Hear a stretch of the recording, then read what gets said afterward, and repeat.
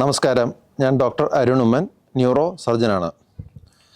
നമുക്കറിയാം, നമ്മുടെ കേരളത്തിൽ ഇപ്പം വൈദ്യരംഗത്ത് വളരെയധികം മുന്നേറ്റം നടന്നുകൊണ്ടിരിക്കുകയാണ്.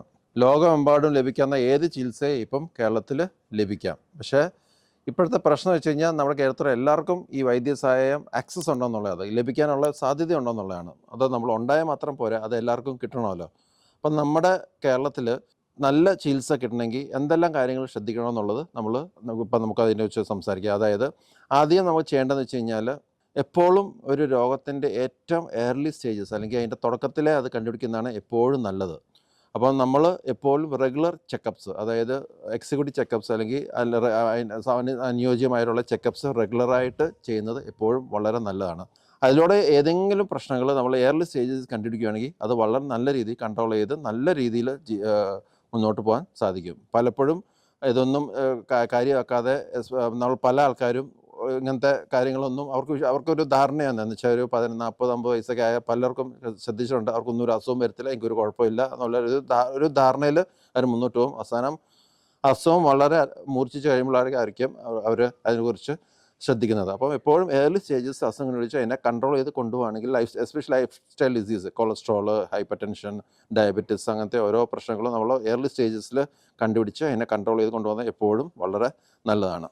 പിന്നെ വളരെ പ്രധാനപ്പെട്ട ഒരു കാര്യം എന്ന് എന്നാൽ നമ്മുടെ ആരോഗ്യ രംഗത്ത് ഏറ്റവും പ്രശ്നമുള്ള ഒരു കാര്യം എന്ന് വെച്ച് കഴിഞ്ഞാൽ, എപ്പോഴും നമ്മുടെ സാമ്പത്തിക സ്ഥിതി അനുസരിച്ചാണ് നമുക്ക് എപ്പോഴും ചികിത്സ ലഭിക്കുക. വികസിത രാജ്യങ്ങളിൽ ഒരിക്കലും ഈ ഒരു രീതിയല്ല. നല്ല കാശുള്ളവർക്ക് നല്ല ചികിത്സ കിട്ടും, അല്ലാത്തവർക്ക് വളരെ നിലവാരം കുറഞ്ഞ ചികിത്സയും നിലവാരം കുറഞ്ഞ മരുന്നുകളും കഴിക്കാനാണ് യോഗം. അപ്പോൾ അത് വളരെ തെറ്റായ രീതിയാണ്. കേരളത്തിലെല്ലാവരും നിർബന്ധമായിട്ടും ചെയ്യേണ്ട ഒരു കാര്യം എന്ന് വെച്ചാൽ മെഡിക്കൽ ഇൻഷുറൻസ് ആണ്. അത് വളരെ നിർബന്ധമായിട്ടും എല്ലാവരും എടുത്തിരിക്കണം. അത് ഏതെങ്കിലും ഒരു മെഡിക്കൽ ഇൻഷുറൻസ് എടുത്താൽ പോരാ, നമ്മൾ അന്വേഷിച്ച് നല്ല രീതിയിൽ പ്രവർത്തിക്കുന്ന മെഡിക്കൽ ഇൻഷുറൻസിൽ നമ്മൾ കണ്ടുപിടിച്ച് അത് എടുക്കണം.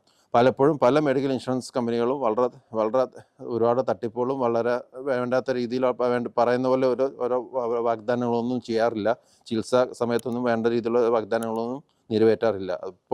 അതുകൊണ്ട് നമ്മൾ അതിനെക്കുറിച്ച് നല്ല കൗൺസിൽ മെഡിക്കൽ ഇൻഷുറൻസ് എടുക്കുമ്പോൾ തന്നെ നല്ല രീതിയിലുള്ള മെഡിക്കൽ ഇൻഷുറൻസ് എടുത്ത് നമ്മളെപ്പോഴും നമ്മുടെ ഫുൾ ഫാമിലി നമ്മൾ സേഫായി വെക്കണം. അപ്പോൾ എന്ത് അസുഖം വന്നാലും ഒരിക്കലും നമ്മുടെ കയ്യിൽ നിന്ന് കാശെടുത്ത് ചികിത്സ ചെയ്യേണ്ട ഒരു ഗതി നമുക്ക് ആർക്കും ഉണ്ടാവില്ല. അത് വളരെ തെറ്റായ ഒരു കാര്യമാണ്.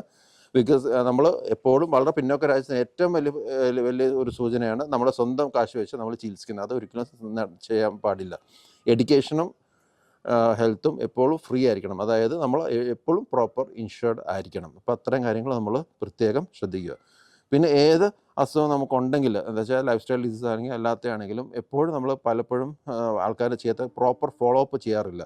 പ്രോപ്പർ ഫോളോ അപ്പ് വളരെ ഇമ്പോർട്ടൻ്റ് ആണ്. കാരണം നമ്മളത് കൺട്രോൾ ചെയ്താലും അതിനുശേഷം പിന്നീട് അതിനുള്ള റെഗുലർ ഫോളോ അപ്പ് ഉണ്ട്. അത് കറക്റ്റായിട്ട് നമ്മൾ ചെയ്യണം, ആവശ്യമനുസരിച്ച് ചെയ്യണം. കാരണം അത് വീണ്ടും വരാനുള്ള സാധ്യത ഉണ്ട്, അല്ലെങ്കിൽ അത് വേറെ രീതിയിലൊക്കെ വരാൻ സാധ്യതയുണ്ട്. അപ്പം അത്തരം കാര്യങ്ങളൊക്കെ നമ്മൾ ഏർലി സ്റ്റേജസിൽ കണ്ടുപിടിച്ച് ചെയ്യേണ്ടതാണ്. അപ്പോൾ അത്തരം കാര്യങ്ങളൊക്കെ നമ്മൾ ശ്രദ്ധിച്ചു കഴിഞ്ഞാൽ ശരിക്കും പറഞ്ഞാൽ നമുക്ക് ആരോഗ്യ പ്രശ്നങ്ങളുണ്ടാകുന്ന ഒരുപാട് ബുദ്ധിമുട്ടുകൾ നമുക്ക് വളരെയധികം കുറയ്ക്കാൻ പറ്റും.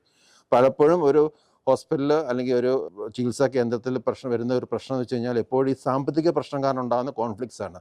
മാനേജ്മെൻറ്റും ഡോക്ടേഴ്സും രോഗികളും തമ്മിലും എപ്പോഴും ഇങ്ങനത്തെ ഈ ഒരു കാര്യത്തിൽ വളരെയധികം കോൺഫ്ലിക്ട്സ് സംഭവിക്കാറുണ്ട്. അത് വരാൻ പാടില്ല. അപ്പോൾ എത്രയും കാര്യങ്ങൾ ശ്രദ്ധിക്കുക.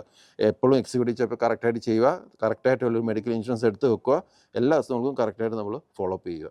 Thank you.